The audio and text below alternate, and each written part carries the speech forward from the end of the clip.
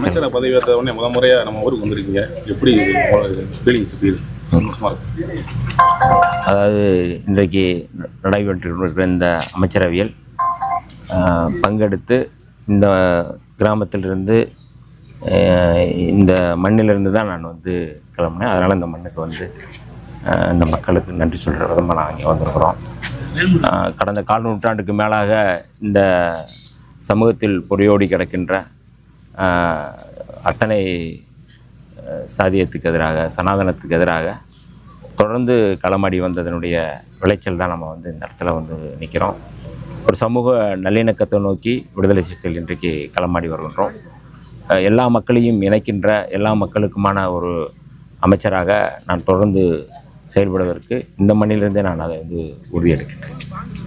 என்ன இப்போ இந்த மேகதாதுவின் குறுக்கே வந்து அணை கட்டியே தீர்வோம் அப்படின்னு சொல்லி டி.கே. சிவகுமார் வந்து சொல்லியிருக்காரு. நம்ம கூட்டணி கட்சியை நீங்கள் எப்படி பார்க்குறீங்க? ஏற்கனவே எங்களுடைய தலைவர் எழுச்சி தமிழர் அவர்கள் தெளிவுபடுத்தியிருக்கிறாங்க. மேகதாது அணை கட்டுவதன் மூலமாக அது தமிழ்நாட்டு விவசாயிகளுக்கு எதிராக, தமிழ்நாட்டுக்கு எதிராக அவர்கள் செயல்படுகிறார்கள் என்று தொடர்ந்து நாங்கள் சொல்கின்றோம்.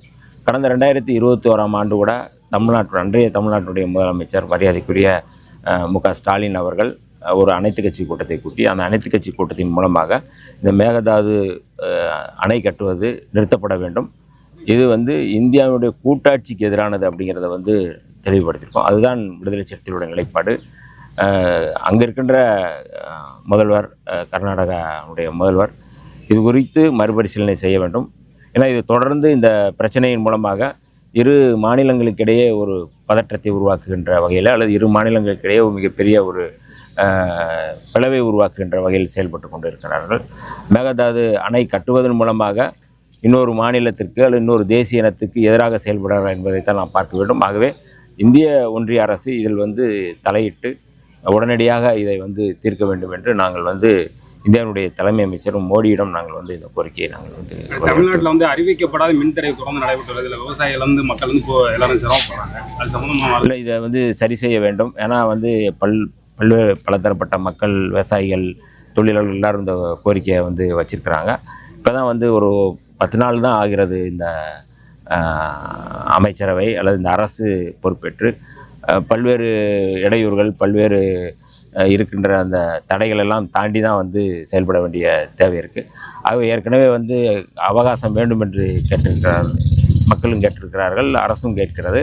ஆகவே அந்த அடிப்படையில் வந்து கொஞ்சம் அவகாசம் கொடுத்து இதை வந்து சரி செய்ய வேண்டிய தேவை இருக்கின்றது.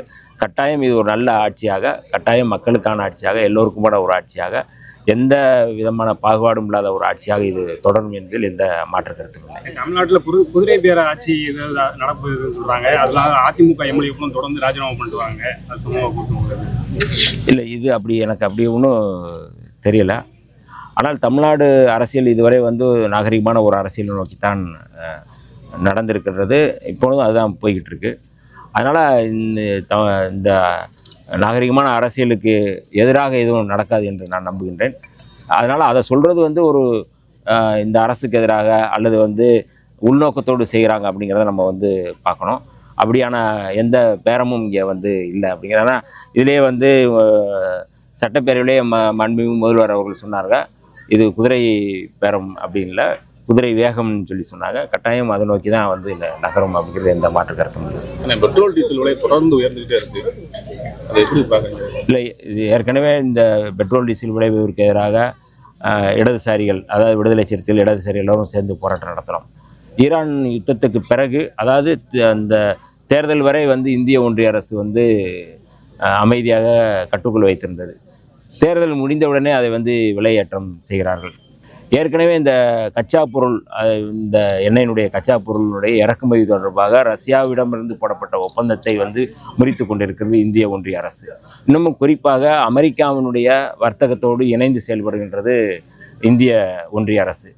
அப்போ ரஷ்யாவிடமிருந்து பெறப்படுகின்ற, இறக்குமதி செய்யப்படுகின்ற கச்சா எண்ணெய் குறைந்த விலைக்கு வாங்கி கொண்டிருந்ததை நிறுத்திவிட்டு கூடுதலாக அமெரிக்கா போடுகிற நிபந்தனைக்கு வந்து அவர்கள் வந்து ஏற்றுக்கொண்டு செய்கிறார்கள்னா, அப்போ நீங்கள் வந்து யார் இந்த மக்களுக்கு துரோகம் செய்கிறார்கள், யாருக்கு அடிமையாக இருக்கிறார்கள் என்று நாம் பார்க்க வேண்டிய தேவை இருக்கிறதுக்கு, அமெரிக்காவினுடைய ஏகாதிபத்தியத்துக்கு அல்லது அமெரிக்காவினுடைய அச்சுறுத்தலுக்கு அஞ்சி மோடி போன்றவர்கள் அடிபணிந்து இந்திய அமெரிக்க ஒப்பந்தத்துக்கு கையெழுத்து போட்டிருக்கிறார்கள். அதனுடைய பின்னணி தான் நம்ம வந்து பார்க்கணும். இதை வந்து இன்றைக்கி பெட்ரோல் டீசல் விலை உயர்வு, கேஸ் விலை உயர்வு எல்லாமே இந்த ஈரான் யுத்தத்துக்கு பிறகான மற்ற நாடுகள் எல்லாமே வந்து அதை கட்டுப்பாட்டுக்குள் வைத்திருக்கிறது. ஆனால் இந்த விலையேற்றத்தையோ அல்லது இதற்கான செயல்பாட்டு திட்டத்தையோ எதையுமே செய்ய முடியாத, கையாளாகாத ஒரு அரசாக மோடி அரசு இருக்கிறது என்பதை நாம் மக்களுக்கு தெளிவுபடுத்த வேண்டிய தேவை இருக்கு. குண்டாறு இணைப்பு சம்பந்தமா நீண்ட நாள் பிரச்சனை ஓடிக்கிறது. நம்ம பகுதியில் காவேரி குண்டாறு இணைச்சோம்னா விவசாயங்கள் செழிப்பா வரும். அது சம்பந்தமா இல்லை, இது கட்டாயம் வந்து அமைச்சரவையில் வந்து பேசுவோம்.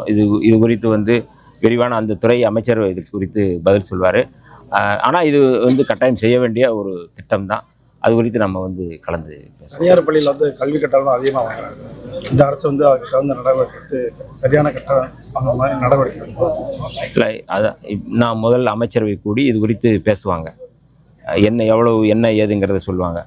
ஆனால் தனியார் பள்ளிகளில் இது தொடர்ந்து இந்த மாதிரியான புகார்கள் வந்து கொண்டிருக்கிறது. மாண்புமிகு பள்ளிக்கல்வித்துறை அமைச்சரிடம் இது குறித்து கலந்து பேசி அவர் இது குறித்து வந்து முடிவெடுப்பார், நடவடிக்கை எடுப்பார்.